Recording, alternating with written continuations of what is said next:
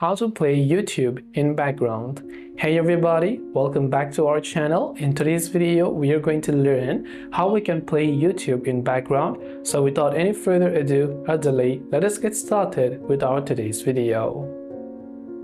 To play YouTube in background, remember that from the YouTube app, on the paid version only, you can play in background. On the free version, you cannot play on background.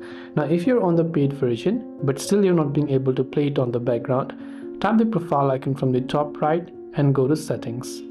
Now what you can do is you can go to general. From general you can turn on background play and picture in picture mode as well. So you'll find the picture in picture mode over here as well, and you'll be able to go to the playback option and you'll be able to turn those feature on. Now if you're on the free version, there is still a way to play YouTube in background. That is to simply use YouTube from your browser.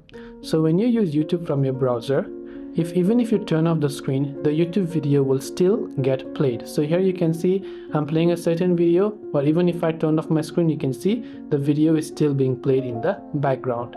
So that's simply how it works and how you can play YouTube in background. I hope the video helped you out. If you have any questions, feel free to leave them down. Thanks for watching and see you in the next video.